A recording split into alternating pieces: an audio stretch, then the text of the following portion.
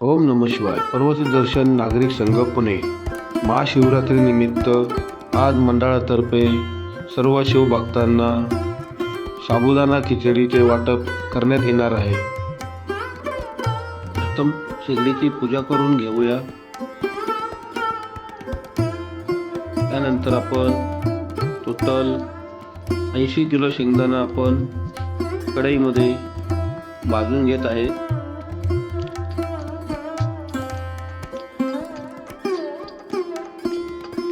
शेंगदाणा हा मंद ताव्यावर भाजायचा असतो.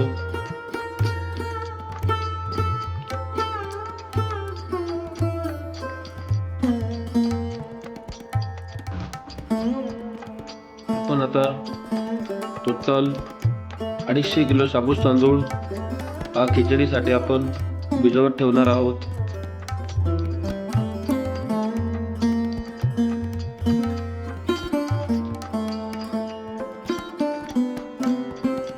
शाबूत तांदूळ आपण धुण्याची प्रक्रिया करत आहोत. स्वच्छ धुवून घेतल्यानंतर शाबूत तांदूळ हा आपण संपूर्ण एक रात्र तो शाबूत तांदूळ आपण भिजत ठेवणार आहोत.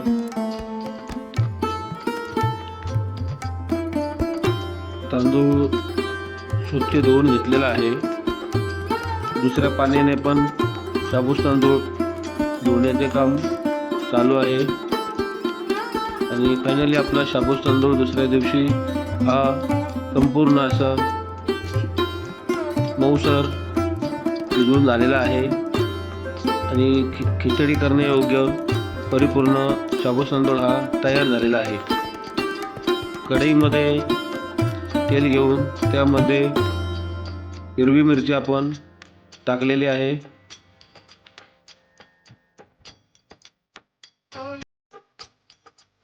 त्यामध्ये आपण एक रात्र भिजवलेला शाबूत तांदूळ हा कढईमध्ये आपण टाकलेला आहे आणि मंद तावावर खिचडी बनवण्याचे काम चालू आहे. आपले आचारी महेंद्र कोंडाळकर हे स्वतः खिचडी बनवत आहेत. खिचडीमध्ये चवीनुसार मीठ टाकलेले आहे.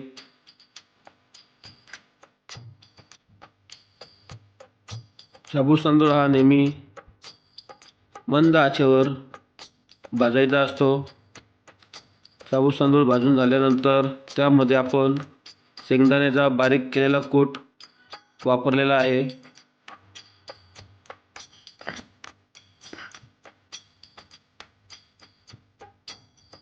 व्यवस्थित हलवल्यानंतर त्यामध्ये आपण उकडलेला बटाटा तोही टाकणार आहोत. उकडलेला बटाटा हा सोलून घेऊन व्यवस्थित त्याला कापून खिचडीमध्ये टाकलेला आहे आणि फायनली आपली खिचडी ही तयार झालेली आहे आणि खिचडी वाटप करण्यासाठी मंडळाचे कार्यकर्ते सज्ज झालेले आहेत आणि मंडळाचे कार्यकर्ते शिवभक्तांना खिचडीचे वाटप करीत आहेत. तसेच गुडदाण्याचा लाडू हाही वाटत आहेत. लहान मुलं सुद्धा या शिवभक्तांना प्रसाद हा वाटप करत आहेत.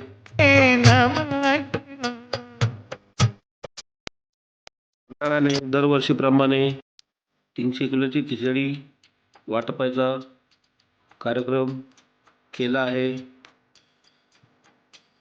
ओम नमः शिवाय. हर हर महादेव.